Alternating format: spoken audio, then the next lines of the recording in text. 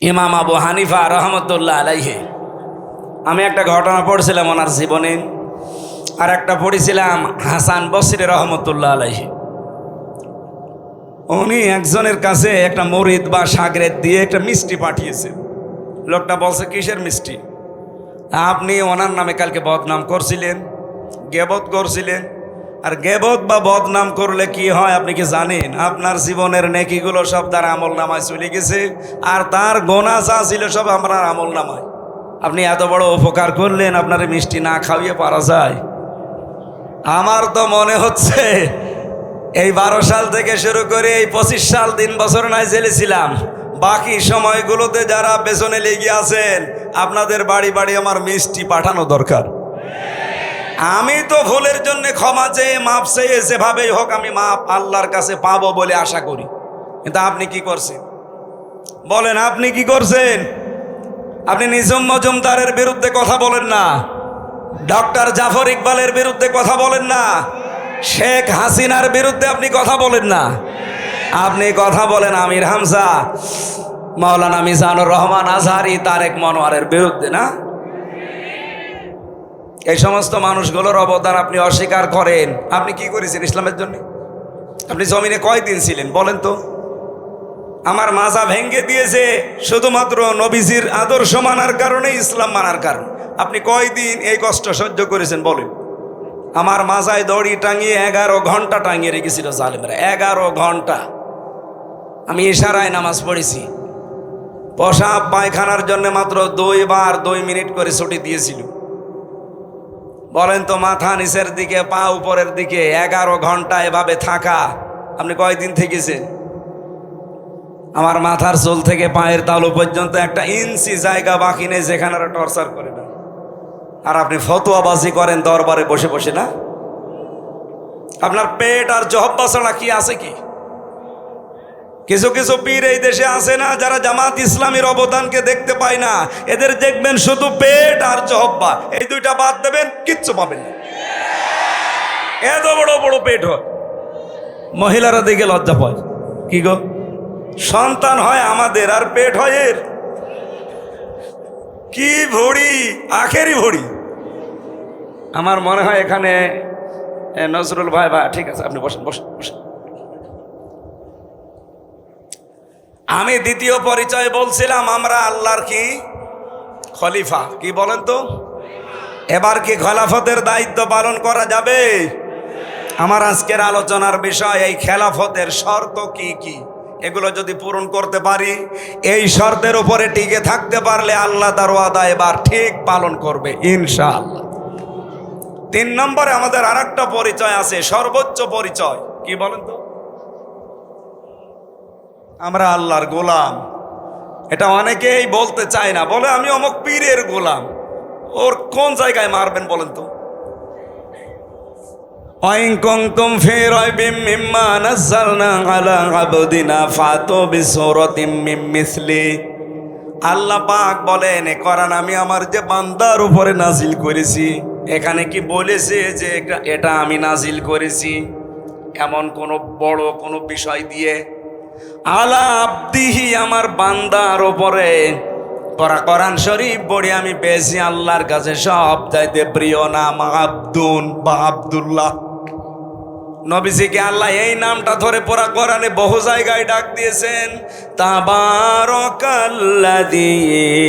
নাযালাল ফুরকানা আলা আবদিহি লিয়াকুনা লিল আলামিনা নাযীরা। বলেন আল্লাহু আকবার। আপনাকে মানুষ হওয়া সহজ, খলিফার দায়িত্ব পালন করা সহজ, কিন্তু আব্দুন বা গোলাম হওয়া অত সহজ না। গোলাম হতে হলে শুধুমাত্র এই গর্দানটা আল্লাহ ছাড়া কারো কাছে আপনি নত করবেন না, এই সিদ্ধান্ত নিয়ে দুনিয়ায় টিকে থাকা লাগবে। এটা টিকে থাকার জন্য আমাদের জাতির পিতা যিনি হযরত ইব্রাহিম নবী আলাইহিস সালাম আমাদের নাম দিয়েছেন, তিনি মুসলিম। মুসলিম মানে আত্মসমর্পণকারী।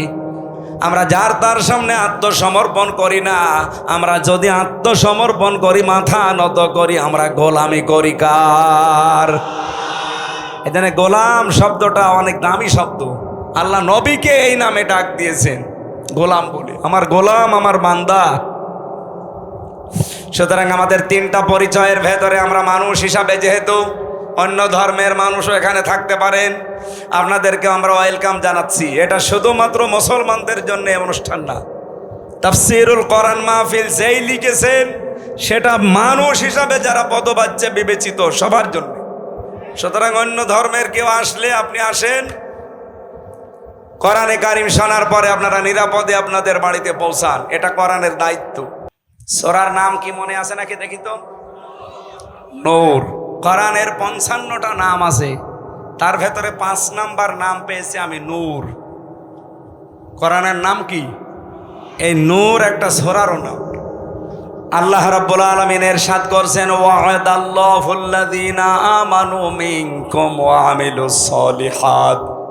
তোমাদের ভেতরে যারা ঈমান আনে এবং আমলে সালেহ করে, এই দুইটা কন্ডিশন যারা মেনে চলতে পারে, আল্লাহ তাদের সাথে ওয়াদা করছেন।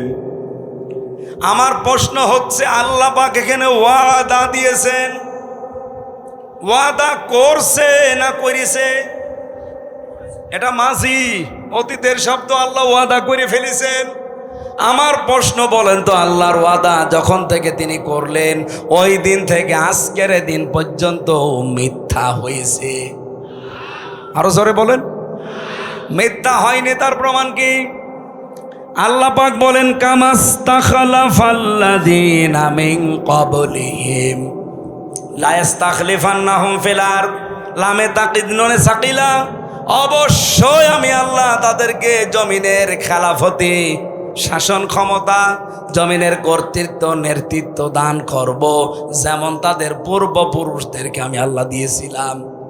আল্লাহর ওয়াদা যে সত্য, এর প্রমাণ এইটাই।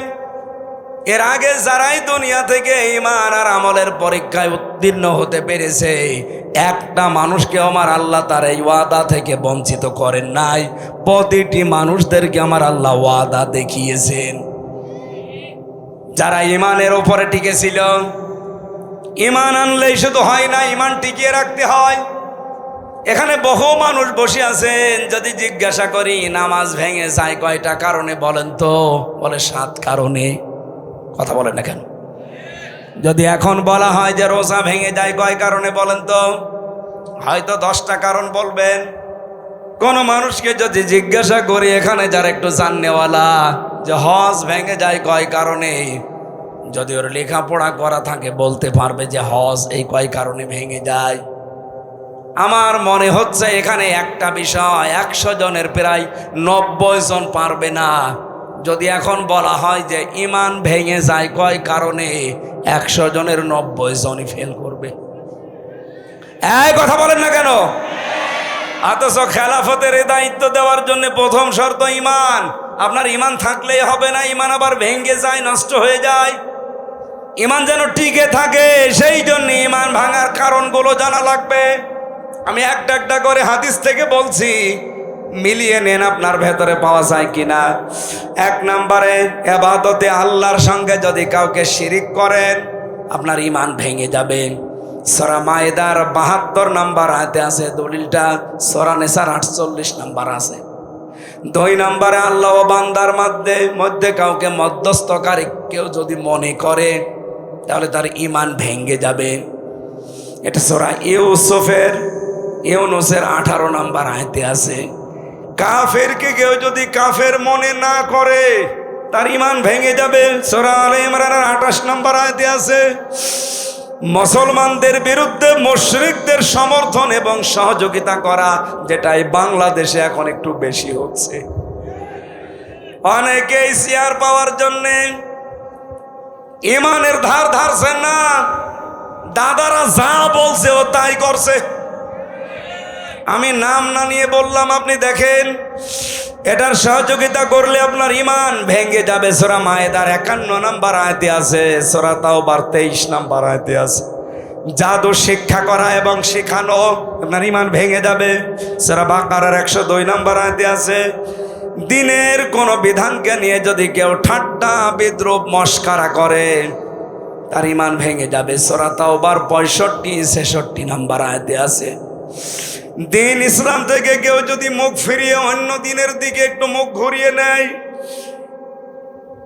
এটা সূরা সাজদার 22 নম্বর আয়াতে আছে। কাউকে দিন শরীয়তের ঊর্ধ্বে যদি কেউ মনে করে তার ইমান ভেঙে যায়।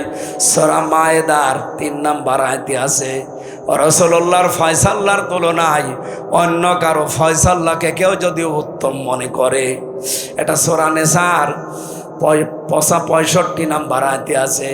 মুহাম্মদুর রাসূলুল্লাহর আনিত বিধানকে কেউ যদি অপছন্দ করে, এটা আছে সূরা মুহাম্মদের 9 নম্বর আয়াতে এবং সূরা নিসার 65 নম্বর আয়াতে। এই দলিলগুলো আমি যা বললাম বাড়িতে রেকর্ড করে ফেলেছে, একটু মিলিয়ে দেখবেন আপনার ঈমান আছে না গেছে। কোরআনে কারীম জানাচ্ছে, ওয়া মিনান নাসি মান ইয়াকুলু আমান্না বিল্লাহি ওয়া বিল ইয়াউমিল আখিরি ওয়া মা হুম বিমুমিনিন। মানুষের ভেতরে অনেক মানুষ এমন আছে বলে আল্লাহ তোমাকে বিশ্বাস করি, কিয়ামত হবে তাও বিশ্বাস করি। আল্লাহ বলেন ওয়া মা হুম বিমুমিনিন, এরা কিন্তু মুমিন না। তাহলে কথাটা কি? কথা হচ্ছে এই কথা যা বললো এটা তার মুখের কথা, এটা তার মনের কথা না। এরকম পাবলিক দেশে নেই, বলেন বলেন। সুতরাং আমাদের ইমানের উপরে টিকে থাকতে হলে ইমান ভাঙার কারণগুলো জানার দরকার। আশা করছে 10টা আপনি মুখস্থ করে নেবেন বাড়িতে। আমি আয়াত নাম্বারগুলো বলে দিয়েছি, কারণও 10টা বলেছি। রেকর্ড যদি করে থাকেন মিলিয়ে মিলিয়ে দেখবেন আপনার ইমান আছে না চলে গেছে। একটা বই লিখেছিলাম এই বিষয় নিয়ে, ইমান আনার পদ্ধতি, মুসলমান কখন কাফের হয়ে যায়, 120 পৃষ্ঠা লিখেছিলাম। এটা মনে হয় গাড়িতে এখন আর নেই। তাহজিব সেন্টার রাজশাহী থেকে এটা পাবলিশ করে। যদি এটা কোনো জায়গায় পান দেখবেন আপনার ইমান আমার মনে হয় এখন আর থাকার মতো না। কারণ কর্মকাণ্ড এবং যে কাজ কর্মার বিশ্বাস আমরা দেখাচ্ছি এটা ইমান থাকার মতো না।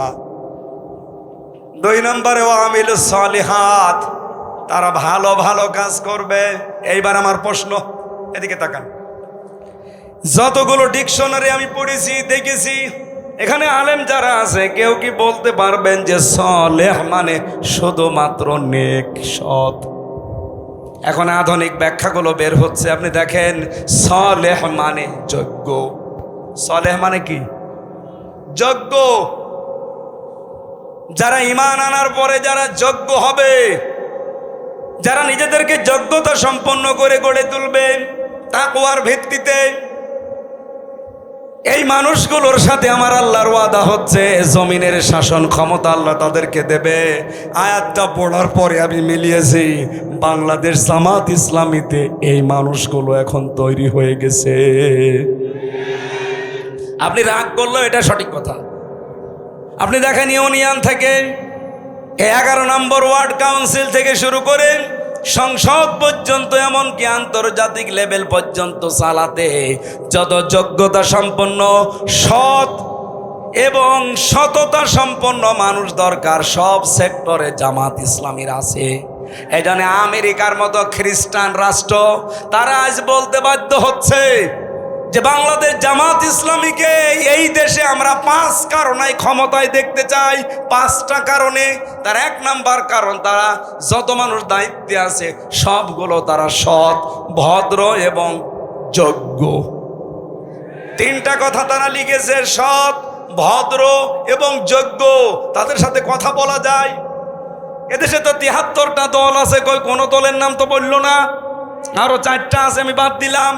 প্রথমটায় দেখেন তো একটা খ্রিস্টান এই সার্টিফিকেট দিচ্ছে যে জামাত ইসলামী বাংলাদেশ রাষ্ট্র ক্ষমতায় যাওয়া দরকার 5 কারণে। তার 1 নাম্বার, এরা যত মানুষ আছে এই দেশে নেতা সব যোগ্য, সৎ এবং ভদ্র। সুবহানাল্লাহ বলতে পারেন নাই? 1500 বছর আগে নবীজিকে আবু জেহেল যেমন বলেছিল আল আমিন আস সাদিক, আমার মনে হচ্ছে এই খ্রিস্টানরা এখন এই দেশের একামতে দিনের কর্মীদেরকে সেই সার্টিফিকেট দিচ্ছে। এই জন্য এবার আমরা এই আয়াতটা পড়ার পরে বিশ্বাস করতে পারছি, কারণ জমিনে আল্লাহ খেলাফতি কিছু কিছু কারণে দেয়। তার এক নাম্বার কারণ, যখন আল্লাহ দেখে জমিনে এই মানুষগুলো সবচাইতে বেশি অত্যাচারিত হচ্ছে, এই অত্যাচারের বদলা হিসাবে তাদেরকে শাসন ক্ষমতায় বসিয়ে দেয়। এটা আছে সূরা কাসাসের 5 এবং 6 নম্বর আয়াত, অনরিদু আন্না মুন্না আলাল্লাযিনা ইসতাদআফু ফিল আরদ। আমি আল্লাহ একটা ইচ্ছা করলাম, ফেরাউন যাদেরকে জমিনে দুর্বল করে রাখতে চেয়েছিল জুলুম অত্যাচার নির্যাতন করে, অনাজালাহুম আইম্মাতান, আমি চাইলাম তাদেরকে জমিনের নেতৃত্ব কর্তৃত্ব দিয়ে নেতা বানিয়ে দিতে। আল্লাহ নেতা বানিয়ে দিচ্ছে না, অনাজালাহুমুল ওয়ারিসিন, এবং এই জমিনের শাসন ক্ষমতা বিশেষ করে ওয়ারিস তাদেরকে বানিয়ে দেব। এতটুকু আল্লাহ শেষ করে দেননি, অনুমাক্কিনা লাহুম ফিল আরদ, তাদেরকে আমি জমিনের কর্তৃত্ব দান করব, শাসন ক্ষমতায় বসিয়ে দেব। কেন বসাবো? অনুরিয়া ফিরাউনা ওয়া হামানা ও জুনুদাহুমা, আমি ফেরাউন হামান আর তার লোকজনকে দেখাতে চাই, মিনহুম মা কানু ইয়াহজারুন, তাদেরকে সবচাইতে বেশি ভয় যারা পেত ওই মানুষগুলোকে আমি আল্লাহ রাষ্ট্র ক্ষমতায় বসাতে চাই। বাংলাদেশ জামাত ইসলামীকে এই দেশের জালেম রাম আর বামরা এই 54 বছর সবচাইতে বেশি ভয় পেয়েছে।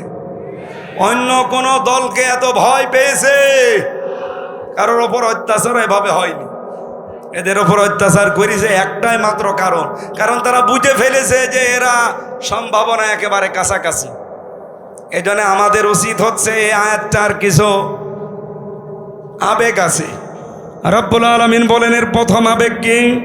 আমি আল্লাহ কি করব জানো? ওয়ালা ইউবাদদিলান্নাহুম ওয়ালা ইউমাক্কিনান্নাহুম দীনাহুমুল্লাযী ইরতাদালাহুম, তোমাদের জন্য আমি যেই দিনকে পছন্দ করি ওই দিন আমি তোমাদের ওই জমিনে কায়েম করে দেব। কথা থেকে খেয়াল করেন, ওয়ালা ইউমাক্কিনান্না লাহুম, লামে তাকিদ নুনে সাকিলা, দীনাহুমুল্লাযী ইরতাদালাহুম, তোমাদের জন্য যেই দিন আমি পছন্দ করেছি ওই দিন আমি ওই জায়গায় কায়েম করব। তার নাম কি? হ্যাঁ, কথা বলেন। আয়াত আমি 100% বিশ্বাস করি। এই হিসাবে বাংলাদেশে এবার ইসলাম কায়েম হবেই, হয় আপনাকে নিয়ে নয় আপনাকে বাদ দিয়ে। আপনি যদি আসতে চান চলে আসেন, আপনাকে নিয়েই কায়েম হবে। আর যদি কপাল পোড়া থাকেন আপনি থাকেন, আপনাকে বাদ দিয়ে ইসলাম কায়েম হবে ইনশাআল্লাহ। আল্লাহ পাক বলেন দ্বিতীয় নম্বরে কি করব? ওয়ালা ইউবাদদিলান্নাহুম মিন বাদি খাউফিহিম আমনা, আমি পাল্টিয়ে দেব, পরিবর্তন করে দেব তাদের ভয়ের সংস্কৃতিকে নিরাপত্তা দিয়ে। কি ভয় ছিল বলেন তো? আগস্টের 5 তারিখের আগে আমির হামজা আসবে এই কথা শুনলেই 14টা ব্যারিকেড পড়ে যেত। কথা বলেন না কেন? আমি এই চাঁপাইনবাবগঞ্জের পৌরসভার ভেতরে ঢুকে এরপরে আবার কুষ্টিয়ায় চলে গেছি, আসতে দেয়নি। আগস্টের 5 তারিখের মাসখানিক আগে আমি আসতে চেয়েছিলাম, আমি আর শাহেক জামাল উদ্দিন ভাই ওনারে আসতে দিয়েছে, আমারে বলছে ও আসলে 144 ধারা জারি। এতগুলো মানুষের সামনে কোরআনের কথা বলবো এরকম একটা পরিবেশ ছিল, সব আল্লাহ পাল্টিয়ে ভয়ের সংস্কৃতি দূর করে আজ নিরাপত্তা দিয়ে দিয়েছে। যে পুলিশ এতদিন ধরার জন্য পেছনে পেছনে দৌড় দিত, এখন তারা পেছনে পেছনে পাহারা দেওয়ার জন্য দৌড় দেয়। কুষ্টিয়ায় এসপি ডিসি ওসি তো বাদই দিলাম, এসপি ডিসি সহ মিটিং করার সময় যে এসপি ডিসির আগস্টের 5 তারিখের আগে আমির হামজা জেলে আছে কথা শুনলে মোনাজাত করতেছে ভালো, অথচ এখন তারা মিটিং করলে আমারে নিয়ে উদ্বোধন করায়। কিছুদিন আগে কুষ্টিয়ার মডেল থানা উদ্বোধন হয়েছে, ডিআইজি এসেছিল খুলনা রেঞ্জের, আমাকে দাওয়াত দিয়ে কথা বলার সুযোগ দিয়ে মেহমান করে নিয়ে গেছে। আল্লাহ মনে হচ্ছে আয়াতটা বাস্তবে আমাদেরকে দেখিয়ে দিয়েছে, ভয়ের সংস্কৃতি সব দূর করে নিরাপত্তার বেষ্টনী দিয়েছে। এই কথা বলেন না কেন? এখন আমাদের কাজ কি হবে? ইয়াবুদুনানি, ইবাদত করা লাগবে এখন আল্লাহর। লা ইউশরিকুনা বি শাইআ, আল্লাহর ইবাদতের সাথে কাউকে শরীক করা যাবে। ওমান কাফারা বাদা যালিকা, এরপরেও যদি কেউ মুখ ফিরিয়ে চলে যান ফাউলাইকা হুমুল ফাসিকুন, তারাই গুনাহগার, তারাই ফাসিক, তারাই সীমালঙ্ঘনকারী। আল্লাহ আমাদেরকে এই আয়াতের যে কন্ডিশনগুলো শুনলাম, ইবাদত করা লাগবে আল্লাহর, শিরিক করা যাবে না, এই শর্তগুলো মেনে ঈমান আর আমলের উপরে প্রতিষ্ঠিত থেকে খেলাফতের দায়িত্ব এবার যেন আমাদের দান করেন, বলেন আমিন। ওয়াইন আহাদুম মিনাল মুশরিকিনা ইসতাজারাকা ফাজিরহু হাত্তা ইয়াসমাআ কালামাল্লাহ সুম্মা আবলিগহু মা'মানা। আল্লাহ পাক বলেন, হে নবী, মুশরিকদের কোন দল যদি আপনার কাছে এই বলে আশ্রয় চায় যে আমি কোরআন শুনতে চাই, আজকে চাঁপাইনবাবগঞ্জের এই 20-25-30 কিলোর ভেতরে যদি কোনো মুশরিক থাকেন, কোনো ইহুদি থাকেন, কোনো খ্রিস্টান থাকেন, কোনো বৌদ্ধ থাকেন, অন্য কোনো জাতির লোক যদি বাস করেন, আপনাদেরকে আহ্বান জানাচ্ছি, কারণ আপনার জন্য এরা মাইকিং করেছে। কি কথা বলেন না কেন? প্রচার সবার জন্যই হয়েছে। আসেন, আল্লাহর কোরআন শোনানো হবে, নিরাপদে শোনার পরে আল্লাহ পাক বলেন, হে নবী, এদেরকে আপনি বাড়ি পর্যন্ত নিরাপদে যেতে পারে সেই ব্যবস্থাও করে দেবেন। আর বাংলাদেশে এখন সেই ব্যবস্থা অলরেডি আছে। আপনি আসেন, শোনার পরে আপনি নিরাপদে যান। যেহেতু মানুষ হিসাবে আমরা দলমত নির্বিশেষে, জাতি, বর্ণ, ধর্ম সবাই এসেছি, কিন্তু আমি খলিফার দায়িত্ব বুঝিয়ে দেওয়ার জন্য আজকের তেলাওয়াতকৃত আয়াত সূরা নূর 55 নম্বর আয়াত পড়েছি। লক্ষ লক্ষ হাদিস থেকে মাত্র একটা হাদিসের টুকরা পড়েছি। এর পরের অংশে আরো কিছু কথা আছে, আমি হাদিসটা আর হালকা ব্যাখ্যা করার পরে তাফসিরে চলে যেতে চাই। আন আবি হুরায়রা রাদিয়াল্লাহু তাআলা আনহু قال قال النبي صلى الله عليه وسلم। না, এইভাবে তো ক্লাস করা যাবে না। এই ছেলে, দাঁড়িয়েছেন কেন? বসেন। মাঝখান থেকে খেলে ওঠাউঠি করে। এই ছেলে, বসো। কেউ উঠবেন না, ঘন্টাখানেক সময় নিচ্ছি, কেউ উঠবেন না। বসেন বসেন।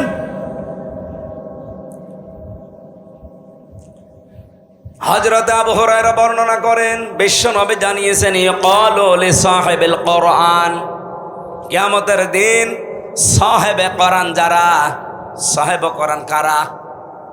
এই যে আজ যারা কোরআনে কারিমের সাথে সম্পৃক্ত হওয়ার জন্য বসে আছেন, আপনারা সাহেবে কোরআন, কোরআন শোনার জন্য, জানার জন্য, বোঝার জন্য যারা চেষ্টা চালাচ্ছেন। এত দামি হয়ে গেছি আজকে আমরা কোরআনের কারণে।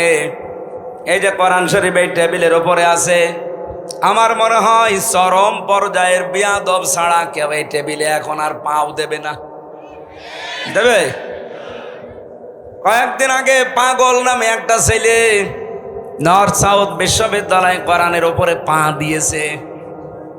আমরা ধিক্কার জানাচ্ছি, সে যেই হোক, যদিও অন্য ধর্মের, এখন তাকে চালানো চেষ্টা চালাচ্ছে, সে নাকি মাথা খারাপ, পাগল।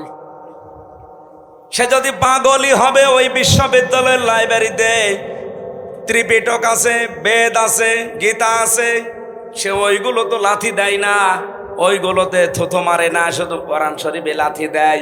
তার মানে কোন পাগল আমরা বুঝে ফেলেছি।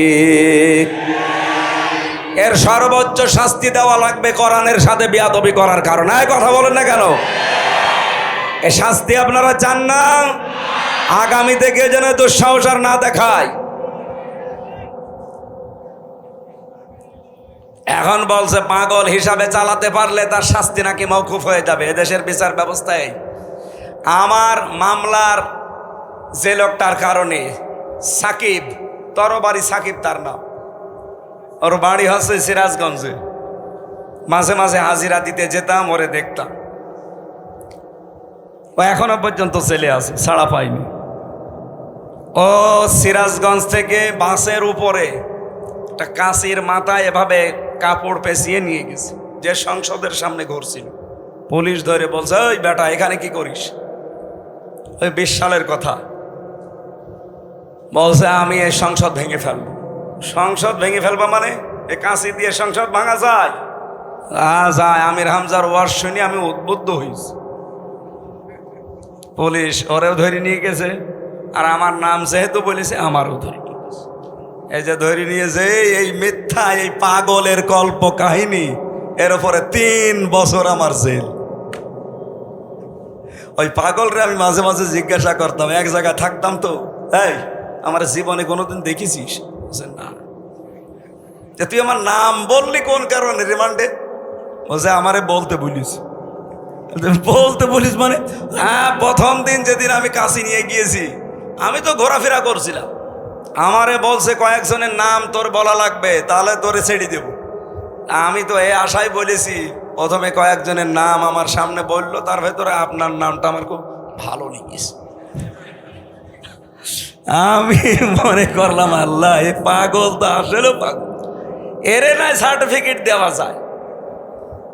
আমারে বলছে আপনার নামটা আমার খুব ভালো লেগেছে, কয়েকজনের নাম বললো, আপনার নামটা ভালো লেগেছে, এই জন্য নামটা বলে দিলাম। এইরকম পাগল হলে নাই ডাক্তারের সার্টিফিকেট তৈরি করা যায়। কিন্তু যে পাগল বিশ্ববিদ্যালয়ে পড়ে, তার সামনে ত্রিপিটক আছে, বেদ আছে, গীতা আছে, ধর্মীয় গ্রন্থ তো আরো আছে, একটাও লাথিও দেয় না, থুতুও দেয় না, শুধু কোরআন শরীফে লাথি দেয়। তার মানে এটা এখন পাগল বলে সাব্যস্ত করে চালানো আর যাবে না, এটা আসলে জাতে মাতাল, তাহলে ঠিক আছে। এরা আপনি রিমান্ডে উল্টো করে ঝোলান, দেখেন ঠিক সব বলে দেবে পেছনে কারা কারা আছে। ও কোনো উদ্দেশ্য নিয়ে এই কাজ করেছে। সাম্প্রদায়িক দাঙ্গা তৈরি করার জন্য দাদা বাবুরা বহু চেষ্টা চালিয়েছে এই 14 মাসে, একটাও সফল হতে পারে নাই। আর এবারের যে পূজা, ওরা তো ব্যর্থ হয়ে গেছে। বহু চেষ্টা চালিয়েছিল এই পূজা এবার একটা ঝামেলা তৈরি করতে, কিন্তু ইসলামপন্থী মানুষেরা এই দেশে এমন একটা শান্ত পরিবেশ তৈরি করে দিয়েছে, বিশেষ করে আমিরে জামাত ডক্টর শফিকুর রহমান, তার এক কথায় এই দেশের হাজার লক্ষ মানুষেরা সব নিস্তব্ধ হয়ে গেছে। তিনি জানিয়েছিলেন এই দেশের মসজিদ যদি পাহারা দেওয়া না লাগে, মন্দিরও পাহারা দেওয়া লাগবে না।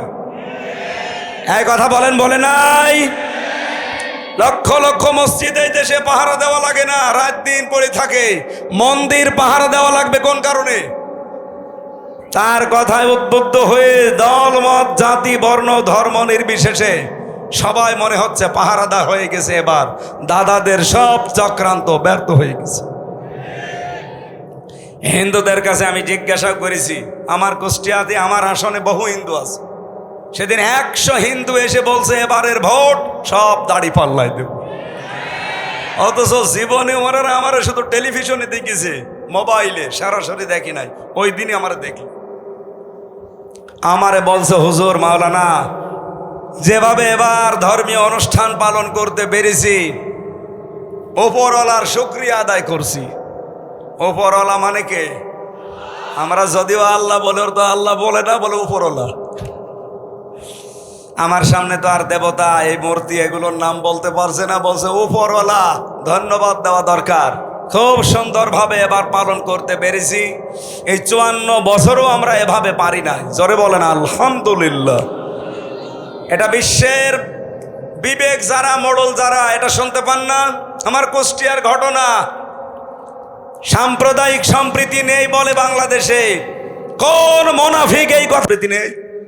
পৃথিবীর ভেতরে এটা রোল মডেল। আমি তো ভারতের বহু প্রদেশ ঘুরেছি, মুসলমানেরা গরু জবাই করলে জহব্বা কেটে ফেলেছে, এমনও আছে মুসলমানদের।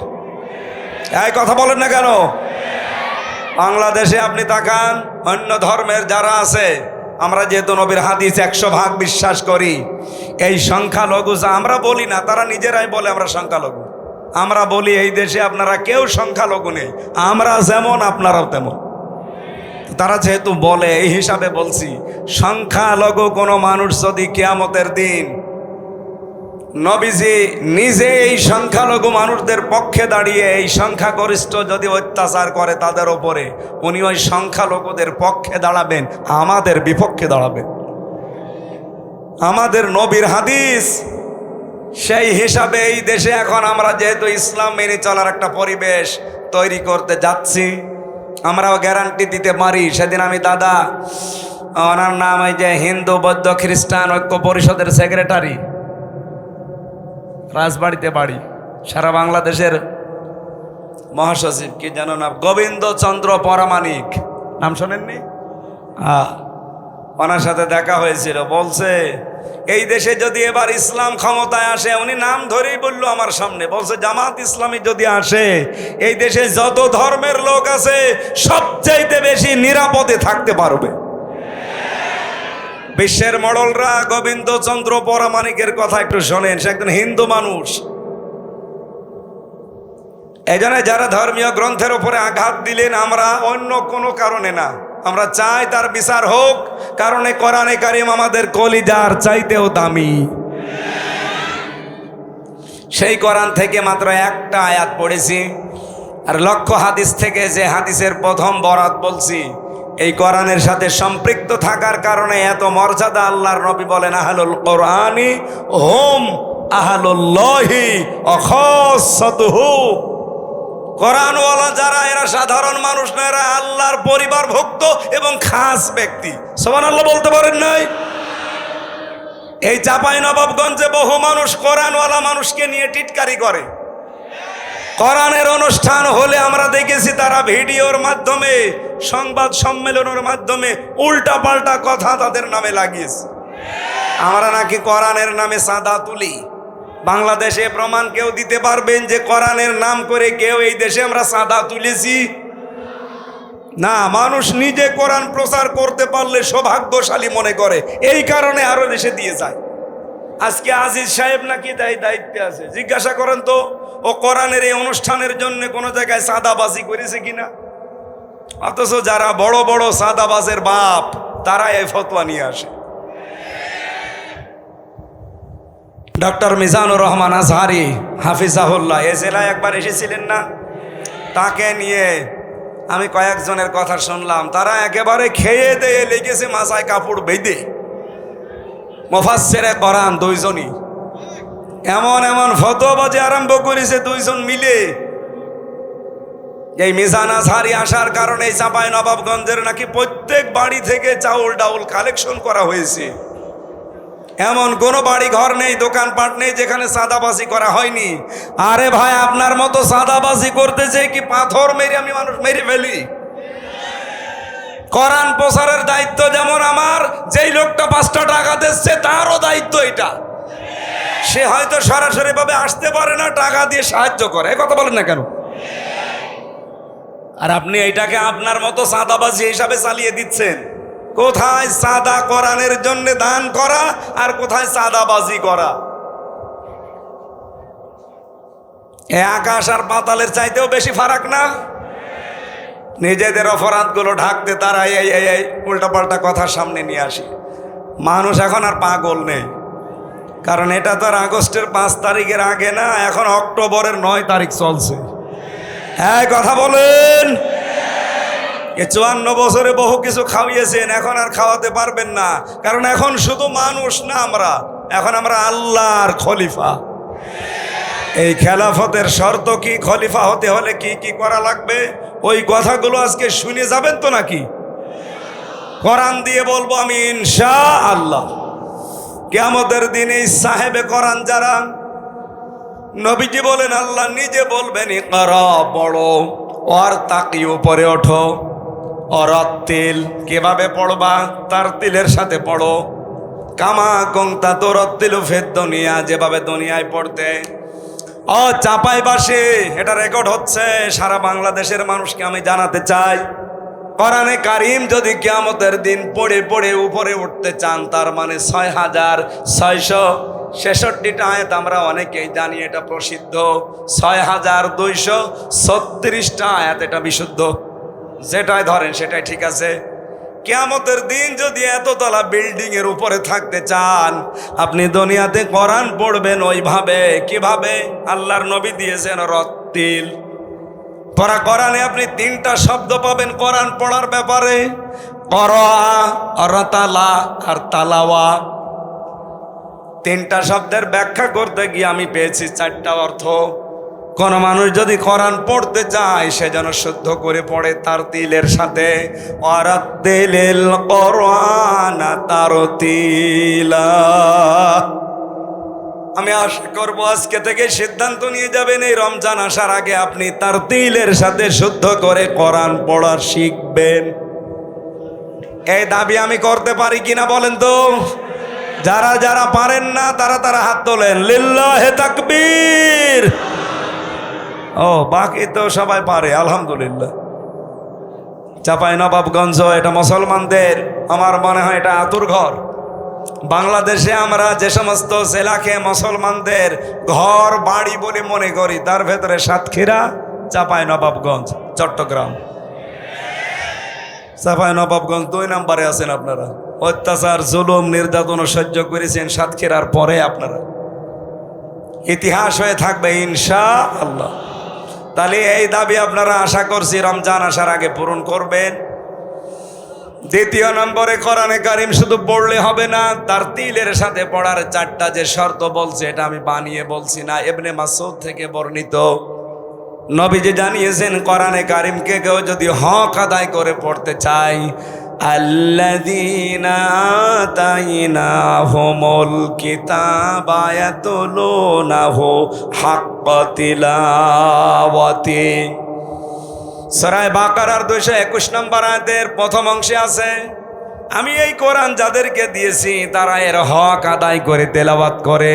উলাইকা ইউমিনুনা বিহি, এরা আমার কোরআনে বিশ্বাসী। ওয়া ইয়াকফুর বিহি ফাউলাইকা হুমুল খাসিরুন।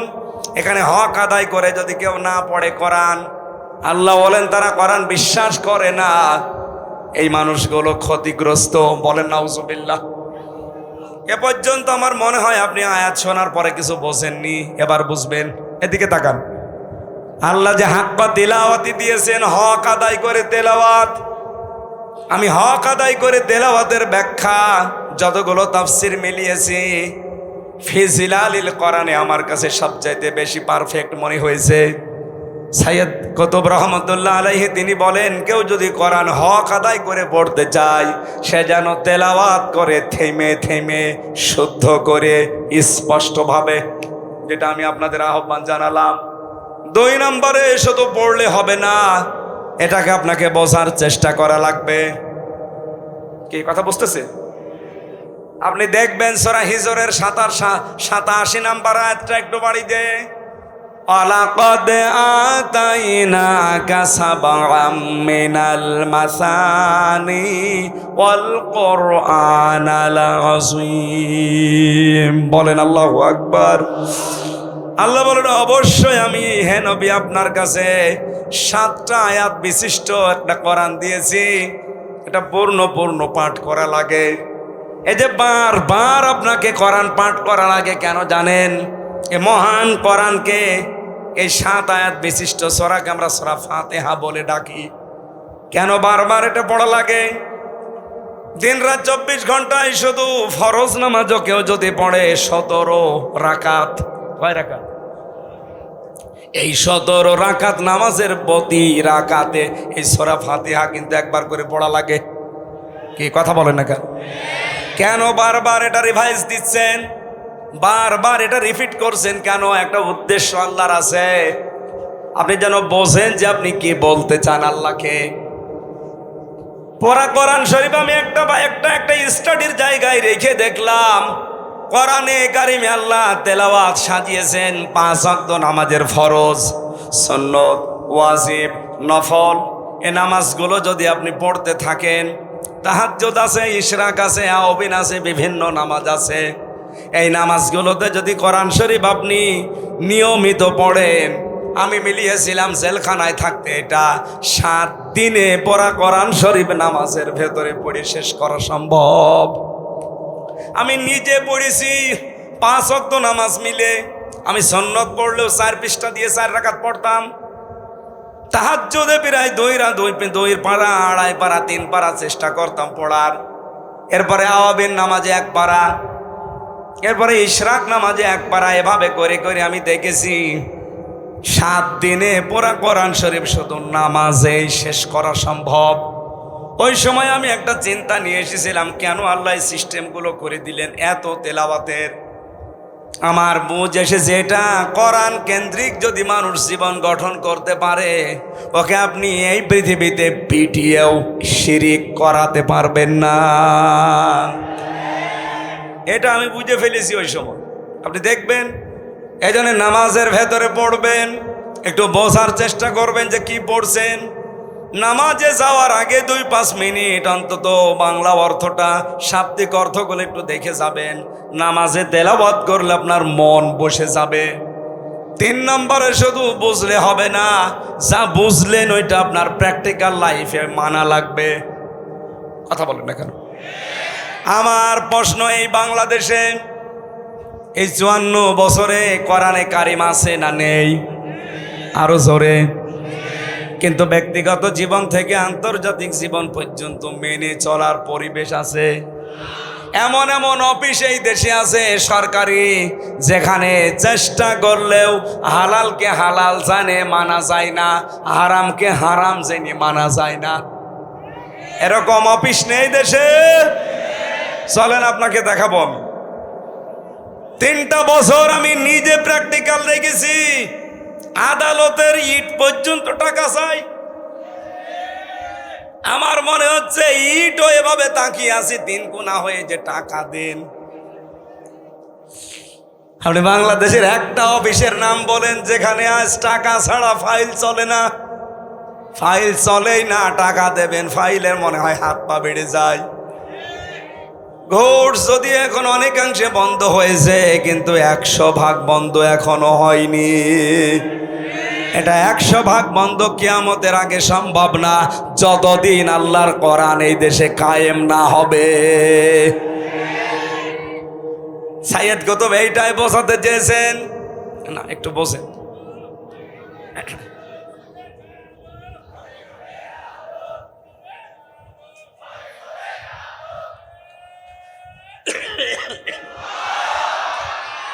তাকবীরই যদি দেবেন, আপনার মতো মরা মানুষ তাকবীর দেওয়ার দরকার আছে?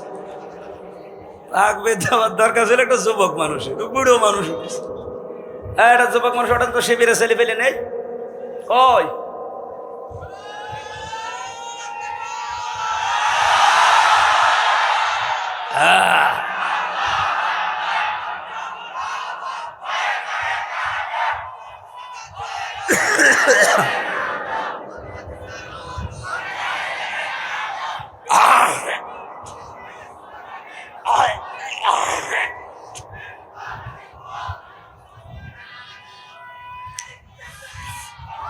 ঠিক আছে, ঠিক আছে, যুবক মানুষের জেলায় আজ থাক।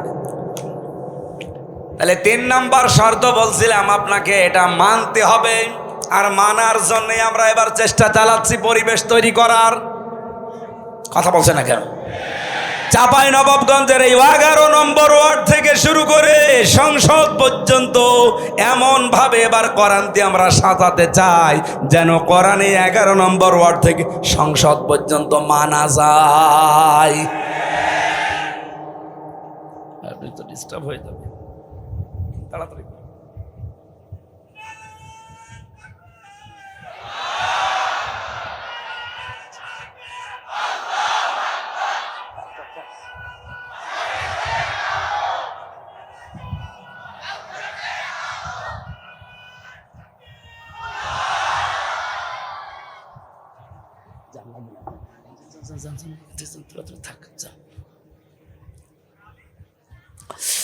চাপাই বাসে 4 নাম্বারটা বলছিলাম, এই পৃথিবীর ময়দানে কোরআন যেন মানুষ মানতে পারে সেই ব্যবস্থা করে দিতে হবে।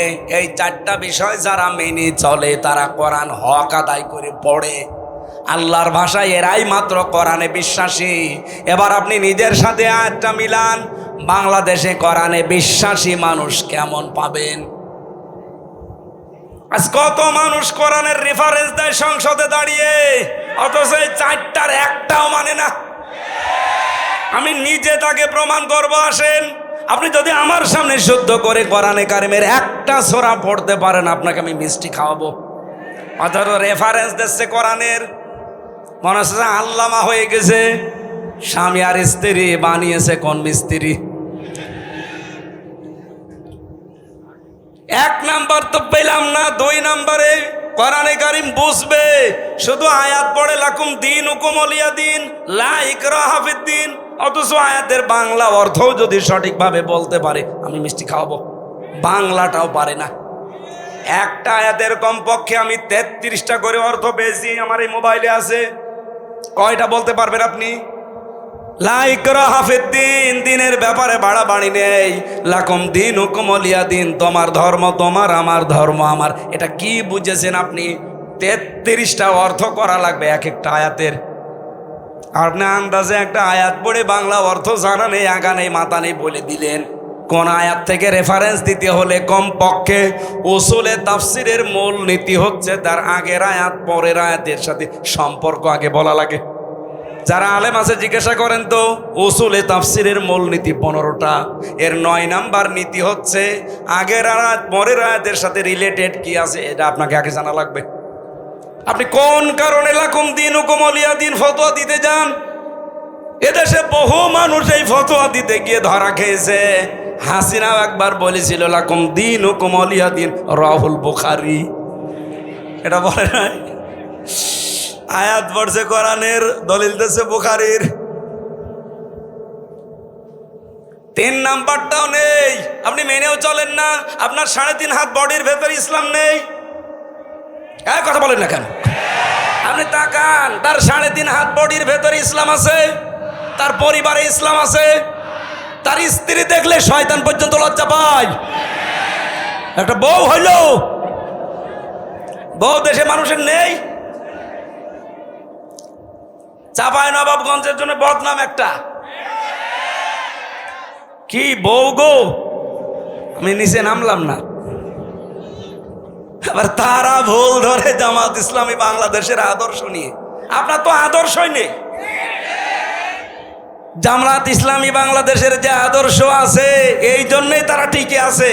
আপনার তো আদর্শই নেই। আপনি কি নিয়ে মানে যে তর্ক বিতর্ক করেন, কি নিয়ে করেন? আপনার আদর্শ আছে? বলেন তো আপনি কি আদর্শের উপরে আছে? আপনার আদর্শ চাঁদাবাজি করা, একটা আদর্শ হইল। আপনার আদর্শ পাথর দিয়ে মানুষ হত্যা করা, একটা আদর্শ হইল।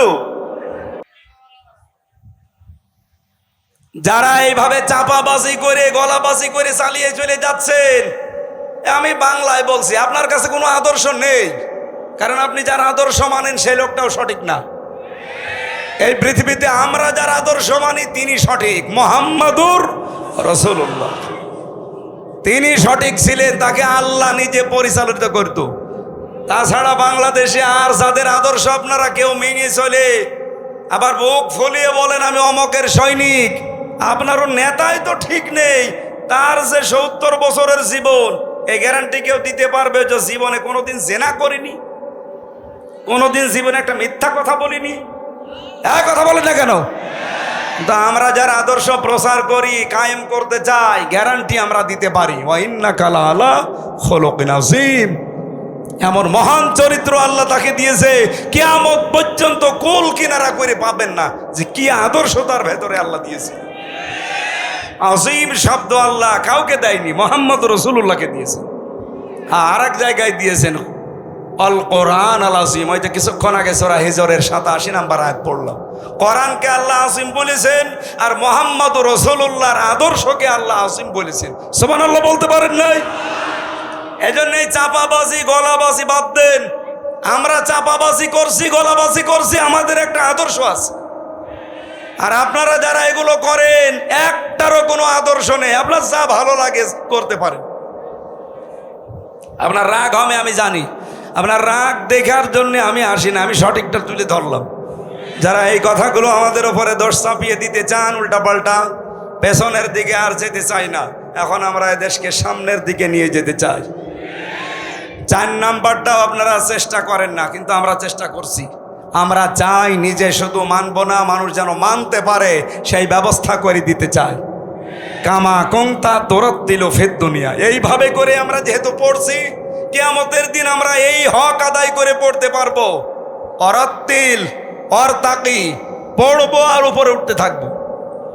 ফাইন্না মানসিলাকা ইনদা আখিরি আয়াতিন তাকরাউহা, নবীজি বলেন পড়তে পড়তে যেখানে পড়া শেষ হয়ে যাবে ওই জায়গায় আল্লাহ তোমার স্থান দেবে। জোরে বলেন সুবহানাল্লাহ। এই হাদিসটা আমি সহ যারা এসেছি প্রত্যেকের জীবনে আল্লাহ যেন মানার তৌফিক দেন। সূরা নূর 55 নম্বর আয়াত, এখানে 64টা আয়াত আছে, মাত্র একটা আয়াত পড়েছি।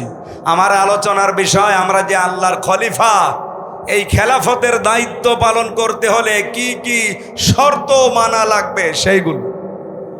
আল্লাহ রাব্বুল আলামিন বলেন, এদিকে তাকান ভাই, না হচ্ছে না, ক্লাস এভাবে হবে না। আপনি এখানে আসলেন কেন? হ্যাঁ, যান যান, চলে যান। এই তাড়াতাড়ি যান, তাড়াতাড়ি যান। আপনার যে শরীর, ওরে বাবা, এ তো মনে হচ্ছে জবাই করলে 2 গ্রাম খানা হয়ে যাবে। না, ওইরকম স্বাস্থ্য দরকার। আমার তো শেষ করে দিয়েছে।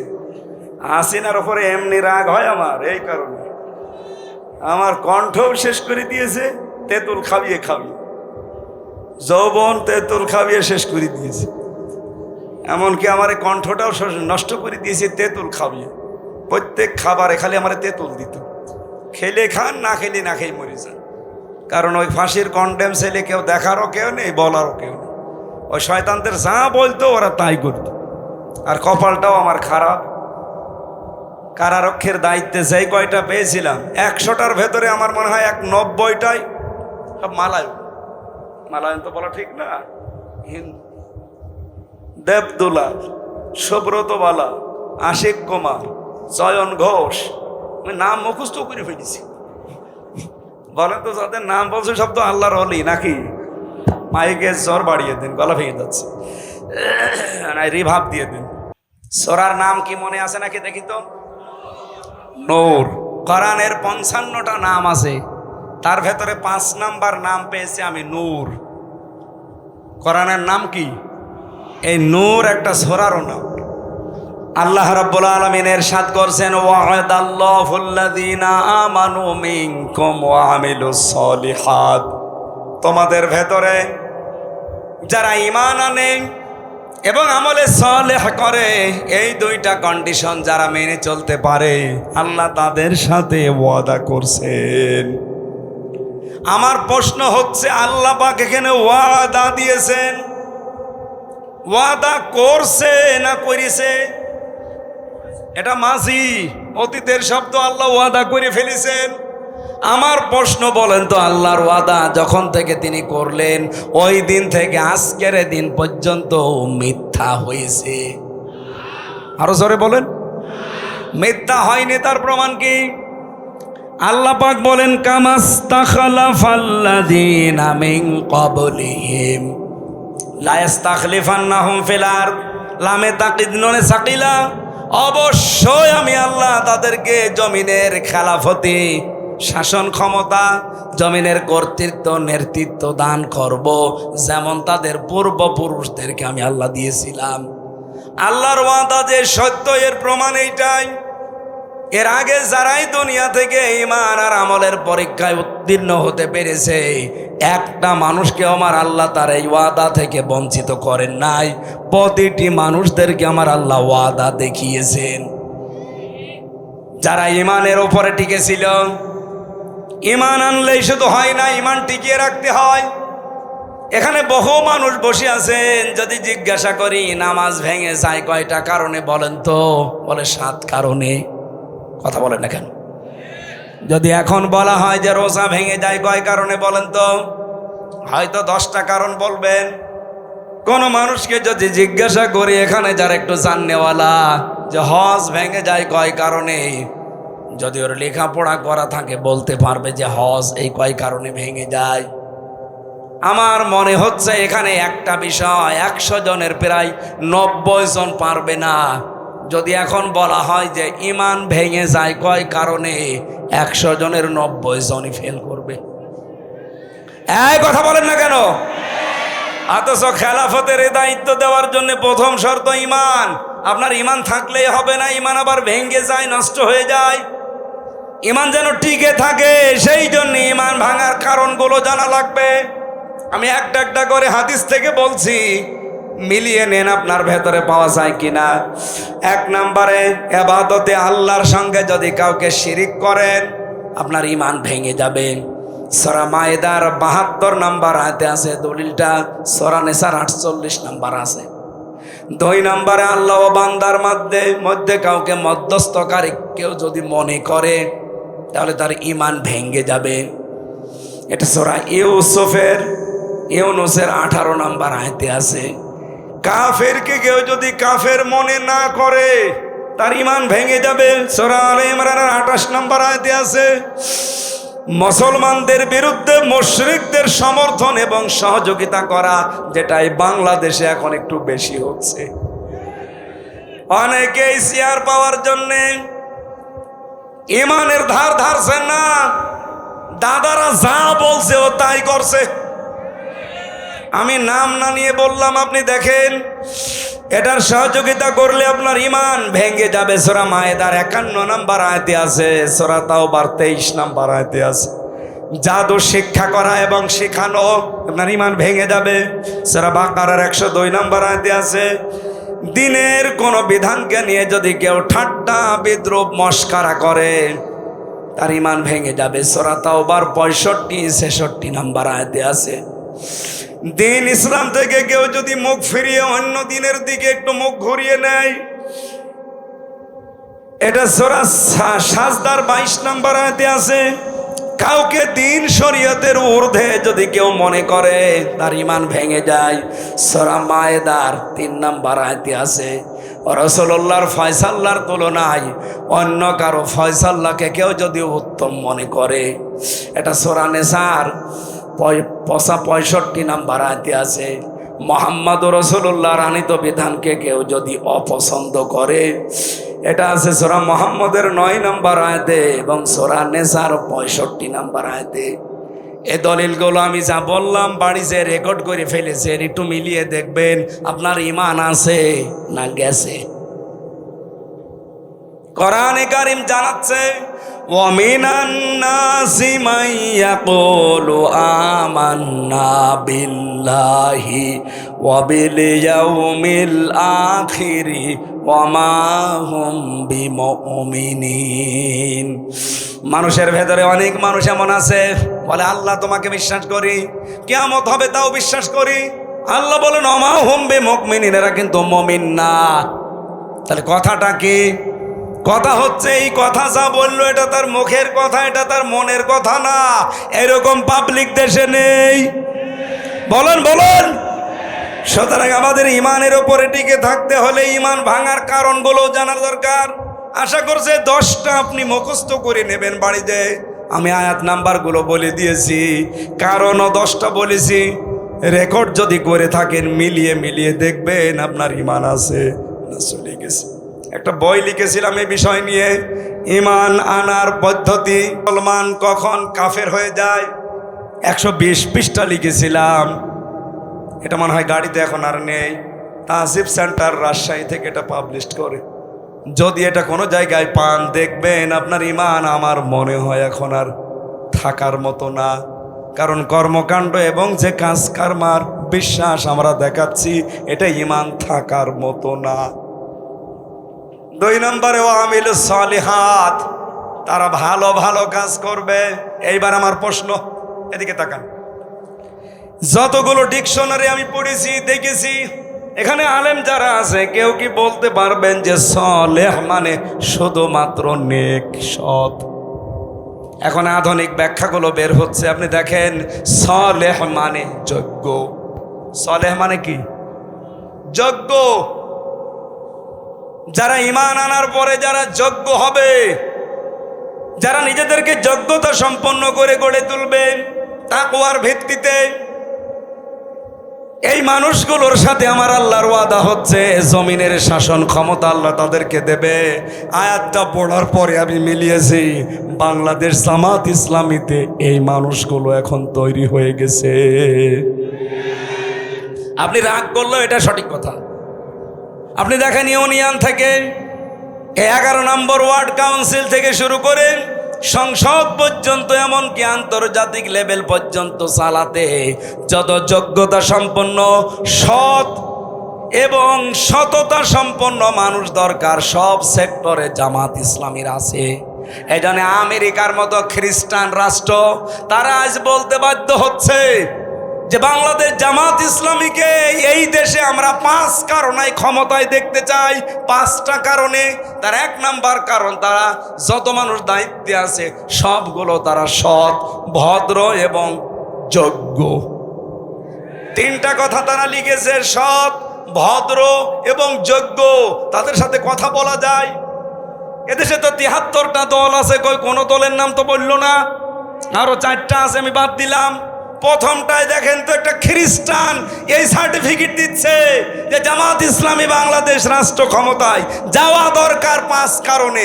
তার 1 নাম্বার, এরা যত মানুষ আছে এই দেশে নেতা সব যোগ্য, সৎ এবং ভদ্র। সুবহানাল্লাহ বলতে পারেন নাই? 1500 বছর আগে নবীজিকে আবু জেহেল যেমন বলেছিল আল আমিন আস সাদিক, আমার মনে হচ্ছে এই খ্রিস্টানরা এখন এই দেশের একামতে দিনের কর্মীদেরকে সেই সার্টিফিকেট দিচ্ছে। এই জন্য এবার আমরা এই আয়াতটা পড়ার পরে বিশ্বাস করতে পারছি, কারণ জমিনে আল্লাহ খেলাফতি কিছু কিছু কারণে দেয়। তার 1 নাম্বার কারণ, যখন আল্লাহ দেখে জমিনে এই মানুষগুলো সবচাইতে বেশি অত্যাচারিত হচ্ছে, এই অত্যাচারের বদলা হিসাবে তাদেরকে শাসন ক্ষমতায় বসিয়ে দেয়। এটা আছে সূরা কাসাসের 5 এবং 6 নাম্বার আয়াত। অনরিদু আন্না মুন্না আলাল্লাযিনা ইসতাদআফু ফিল আরদ। আমি আল্লাহ একটা ইচ্ছা করলাম, ফেরাউন যাদেরকে জমিনে দুর্বল করে রাখতে চেয়েছিল জুলুম, অত্যাচার, নির্যাতন করে, অনাজালাহুম আইম্মাতান, আমি চাইলাম তাদেরকে জমিনের নেতৃত্ব, কর্তৃত্ব দিয়ে নেতা বানিয়ে দিতে। আল্লাহ নেতা বানিয়ে দিচ্ছে না। অনাজালাহুমুল ওয়ারিসিন, এবং এই জমিনের শাসন ক্ষমতা, বিশেষ করে ওয়ারিস, তাদেরকে বানিয়ে দেব। এতটুকু আল্লাহ শেষ করে দেননি। অনুমাক্কিনা লাহুম ফিল আরদ, তাদেরকে আমি জমিনের কর্তৃত্ব দান করব, শাসন ক্ষমতায় বসিয়ে দেব। কেন বসাবো? অনুরিয়া ফিরাউনা ওয়া হামানা ও জুনুদাহুমা, আমি ফেরাউন, হামান আর তার লোকজনকে দেখাতে চাই মিনহুম মা কানু ইয়াহজারুন, তাদেরকে সবচাইতে বেশি ভয় যারা পেত ওই মানুষগুলোকে আমি আল্লাহ রাষ্ট্র ক্ষমতায় বসাতে চাই। বাংলাদেশ জামাত ইসলামীকে এই দেশের জালেম রাম আর বামরা এই 54 বছর সবচাইতে বেশি ভয় পেয়েছে। অন্য কোন দলকে এত ভয় পেয়েছে? কারোর ওপর অত্যাচার এভাবে হয়নি। এদের ওপর অত্যাচার করেছে একটাই মাত্র কারণ তারা বুঝে ফেলেছে যে এরা সম্ভাবনা একেবারে কাছাকাছি। এই জন্য আমাদের উচিত হচ্ছে এই আয়াতটার কিছু আবেগ আছে। রব্বুল আলামিন বলেন, এর প্রথম আবেগ কি? আমি আল্লাহ কি করবো জানো? ওয়ালা ইউবাদদিলান্নাহুম ওয়ালা ইউমাক্কিনান্নাহুম দীনাহুমুল্লাযী ইরতাদা লাহুম, তোমাদের জন্য আমি যেই দিনকে পছন্দ করি ওই দিন আমি তোমাদের ওই জমিনে কায়েম করে দেব। কথা থেকে খেয়াল করেন, ওয়ালা ইউমাক্কিনান্না লাহুম, লামে তাকিদ নুনে সাকিলা, দীনাহুমুল্লাযী ইরতাদা লাহুম, তোমাদের জন্য যেই দিন আমি পছন্দ করেছি ওই দিন আমি ওই জায়গায় কায়েম করব। তার নাম কি? হ্যাঁ, কথা বলেন। আয়াত আমি 100 ভাগ বিশ্বাস করি। এই হিসাবে বাংলাদেশে এবার ইসলাম কায়েম হবেই, হয় আপনাকে নিয়ে নয় আপনাকে বাদ দিয়ে। আপনি যদি আসতে চান চলে আসেন, আপনাকে নিয়েই কায়েম হবে। আর যদি কপাল পোড়া থাকেন, আপনি থাকেন, আপনাকে বাদ দিয়ে ইসলাম কায়েম হবে ইনশাআল্লাহ। আল্লাহ পাক বলেন দ্বিতীয় নম্বরে কি করবো? ওয়ালা ইউবাদদিলান্নাহুম মিন বাদি খাউফিহিম আমনা, আমি পাল্টিয়ে দেব, পরিবর্তন করে দেব তাদের ভয়ের সংস্কৃতিকে নিরাপত্তা দিয়ে। কি ভয় ছিল বলেন তো? আগস্টের 5 তারিখের আগে আমির হামজা আসবে এই কথা শুনলে 14টা ব্যারিকেড পড়ে যেত। কথা বলেন না কেন? আমি এই চাঁপাইনবাবগঞ্জের পৌরসভার ভেতরে ঢুকে এরপরে আবার কুষ্টিয়ায় চলে গেছি, আসতে দেয়নি। আগস্টের 5 তারিখের মাসখানিক আগে আমি আসতে চেয়েছিলাম, আমি আর শাহেক জামাল উদ্দিন ভাই ওনারে আসতে দিয়েছে, আমারে বলছে ও আসলে 144 ধারা জারি। এতগুলো মানুষের সামনে কোরআনের কথা বলবো এরকম একটা পরিবেশ ছিল, সব আল্লাহ পাল্টিয়ে ভয়ের সংস্কৃতি দূর করে আজ নিরাপত্তা দিয়ে দিয়েছে। যে পুলিশ এতদিন ধরার জন্য পেছনে পেছনে দৌড় দিত, এখন তারা পেছনে পেছনে পাহারা দেওয়ার জন্য দৌড় দেয়। কুষ্টিয়ায় এসপি, ডিসি, ওসি তো বাদই দিলাম, এসপিডিসি সহ মিটিং করার সময় যে এসপিডিসির আগস্টের 5 তারিখের আগে আমির হামজা জেলে আছে, কথা শুনলে মোনাজাত করতেছে ভালো, অথচ এখন তারা মিটিং করলে আমারে নিয়ে উদ্বোধন করায়। কিছুদিন আগে কুষ্টিয়ার মডেল থানা উদ্বোধন হয়েছে, ডিআইজি এসেছিল খুলনা রেঞ্জের, আমাকে দাওয়াত দিয়ে কথা বলার সুযোগ দিয়ে মেহমান করে নিয়ে গেছে। আল্লাহ মনে হচ্ছে আয়াতটা বাস্তবে আমাদেরকে দেখিয়ে দিয়েছে, ভয়ের সংস্কৃতি সব দূর করে নিরাপত্তার বেষ্টনী দিয়েছে। এই কথা বলেন না কেন? এখন আমাদের কাজ কি হবে? ইয়াবুদুনানি, ইবাদত করা লাগবে এখন আল্লাহর। লা ইউশরিকুনা বি শাইআ, আল্লাহর ইবাদতের সাথে কাউকে শরীক করা যাবে। ওমান কাফারা বাদা যালিকা, এরপরেও যদি কেউ মুখ ফিরিয়ে চলে যান ফাউলাইকা হুমুল ফাসিকুন, তারাই গুনাহগার, তারাই ফাসিক, তারাই সীমা লঙ্ঘনকারী। আল্লাহ আমাদেরকে এই আয়াতের যে কন্ডিশনগুলো শুনলাম, ইবাদত করা লাগবে আল্লাহর, শিরিক করা যাবে না, এই শর্তগুলো মেনে ঈমান আর আমলের উপরে প্রতিষ্ঠিত থেকে খেলাফতের দায়িত্ব এবার যেন আমাদের দান করেন, বলেন আমিন।